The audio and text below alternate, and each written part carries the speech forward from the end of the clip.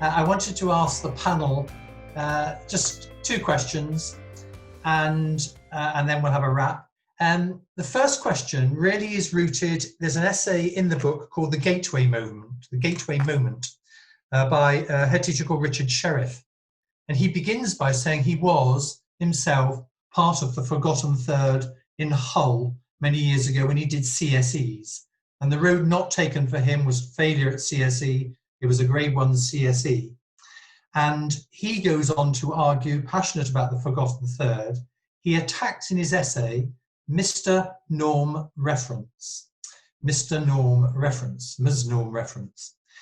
And I thought I'd ask the panel first of all, just for a brief comments on, and it picks up what you've just been saying, David, with respect to Ofqual. Is reform of current GCSE as a norm referenced examination one of the key ways to eliminate the Forgotten Third? Rachel, I don't know, or you'd like to begin?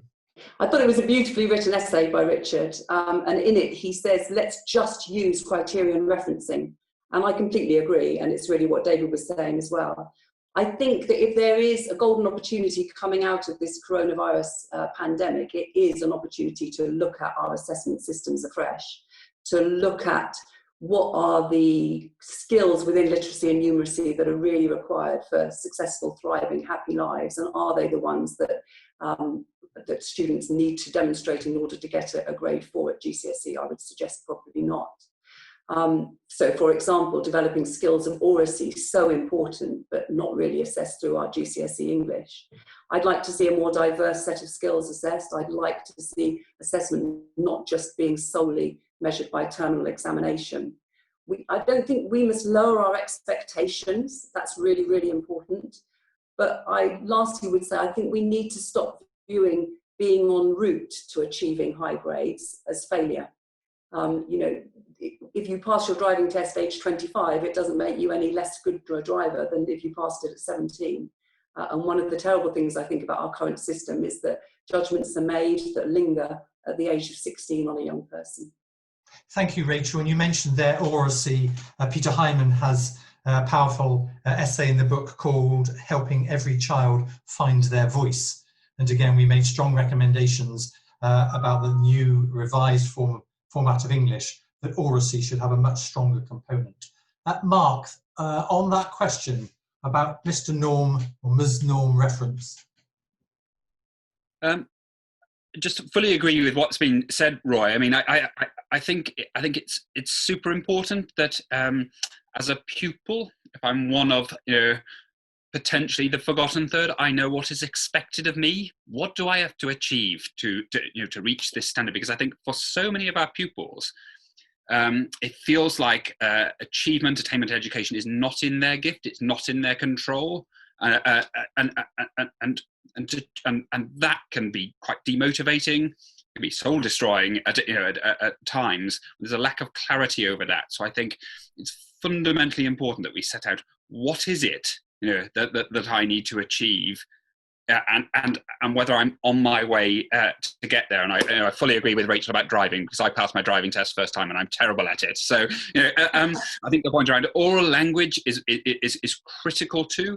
And I think the reason it's not, it doesn't form part of those exams because it's difficult to assess. I think that's the main reason for it. And the problem with that, then, Roy, is it's fundamental to good reading and writing. And therefore success in examinations, but it doesn't feature enough in the curriculum because of that. And the only other thing I want to again sort of violently agree with Rachel really is around those judgments around where you are. And I think again, probably won't surprise colleagues to hear me say this, but when labelling children, particularly in the key stage 2, and again how that sometimes sets limits on what those pupils achieve as a trajectory. Thank you, Marc. And David, just to return to you, Ms. Norm reference, Mr. Norm reference, I know you ended on that. Just perhaps a couple of minutes on where you feel we can go with that. Yes, I mean, I think that it's fair to recognise that we were in a bad place prior to 2010 in terms of the credibility of our exam system. We were seeing improvements from year to year that weren't really credible or didn't correspond with other objective measures that weren't part of our accountability system. So we did need, as a country, to reintroduce a greater degree of credibility to our exam results, and avoid some of the bad incentives that have built up for people to pursue the easy to pass qualifications rather than the ones that might be so useful. However, this sort of comparable outcomes approach and restoring credibility is important, but it's not an end in itself. Learning and helping young people to master the basics in the subjects that they need to have expertise in to succeed in life is the most important thing. And sometimes when you talk to regulators and others about this issue, you get the feeling that there's a risk that that comparable outcomes are going to become an end in themselves, that's more important than anything else. And I remember discussions about how this job of regulation should be done and whether it should, for example, suppress a better set of results where teachers had done an improved job at a national level of preparing a particular cohort to master and take exams in a particular subject. Now, many people might think that if a particular cohort gets better results, does better in a comparable set of exams, that should be permitted to show through in the actual results. There's a risk, I suppose, under comparable outcomes that you would then have to show that the attainment of that particular cohort as a whole across all subjects was better to convince you that there was something real going on that could be endorsed by Ofqual. So there is a risk that we take comparable outcomes too far and that we suppress real improvements in the things that we want to see. And I think that's also an opportunity, as I mentioned earlier, to reflect on what does constitute mastery of the basics of a well-educated young person at age 16 and 18. What do we want them to know in terms of math, science, English, modern foreign languages, literature? It can't simply be that we want as many people as possible to be prepared to go on to advanced study in those areas. There must be a basic suite of qualifications that recognises, being prepared for life and success in the labour market. And sometimes I think the contents of some of our exams don't put that enough centre stage. Thank you, David. You've taken us into the comparable outcomes. Many people listening will know that it is something which has lain at the heart of a lot of our work over the past couple of years with the Commission and now with this book. And it does seem to me that we need to address that, otherwise it is difficult to see how we can move on. I'm going to come back to you and then perhaps to Mark and then Rachel with a sort of wrap-up question, if I may, perhaps just 1 minute. In the spirit of let's not waste this crisis, or be careful what you wish for, as someone said it to me the other day, let's not waste this crisis. If there's one thing in relation to the forgotten third that you would say, let's try and do something about so they become, if you like, through this pandemic, a remembered third, what's the one thing you'd really go in on?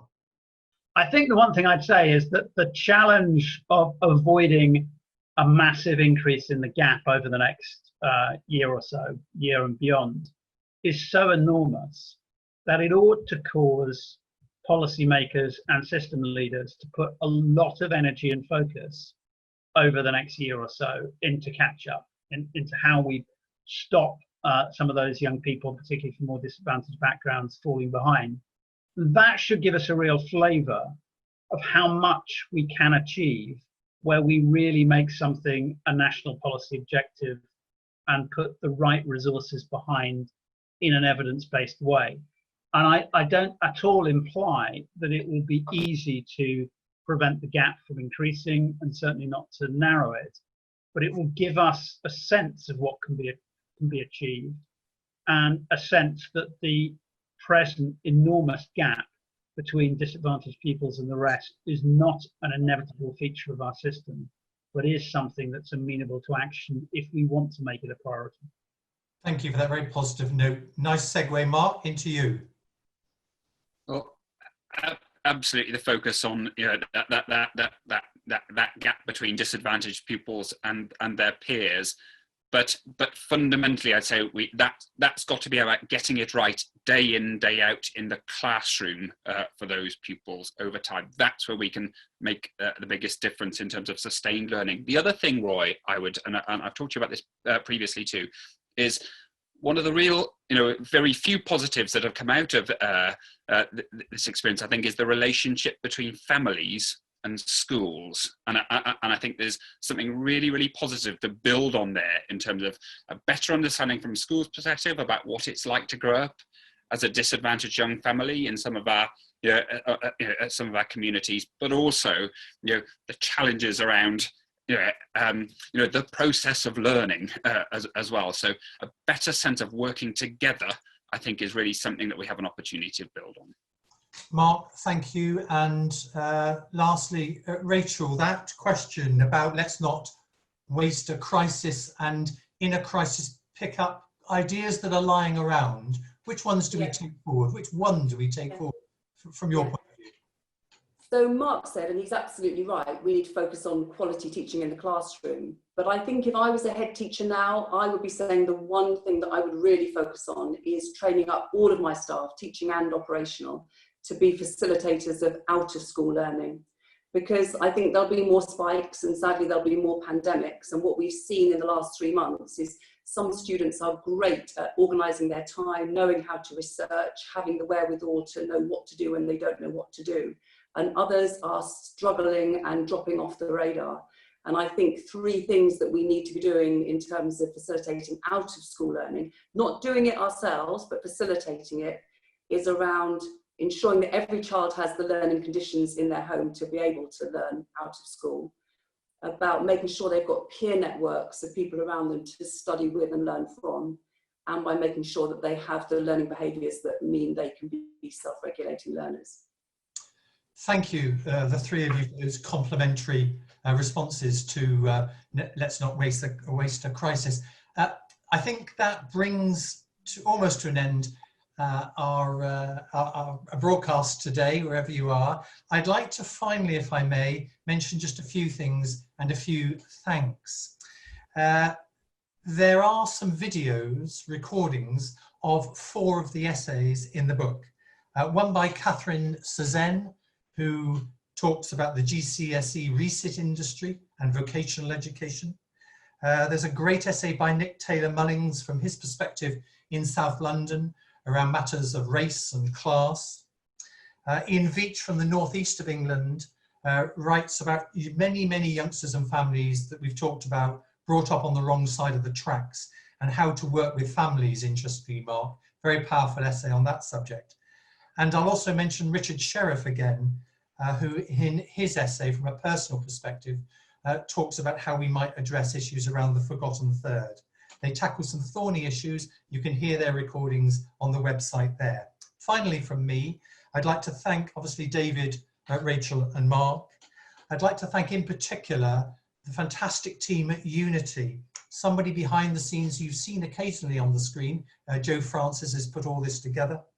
There's a person called Issy Mackay who's done all of these recordings. She's just really done this in such a quick turnaround time. And also to yourself, Andy, who introduced it, for just enabling this whole thing to come together. So thanks very much to Unity for hosting this. It is our intention to keep up the momentum by having an actual relaunch in the autumn. And Mark and I have been discussing that. Details will be sent to all of you. I think 195 or 205 people subscribed today. I don't think you'll all be able to fit into the hall we've got organised, but who knows? But we'll keep the momentum going. There is a discount code, I'm told by the publisher. Please use it if you're interested in buying the book. And please send us any feedback and keep in touch. And thank you again for your virtual presence. You've been in the virtual stalls. We felt the positive vibes. Thank you. And we hope if we have a relaunch properly in the autumn, you'll be in the actual stalls, not the virtual stalls.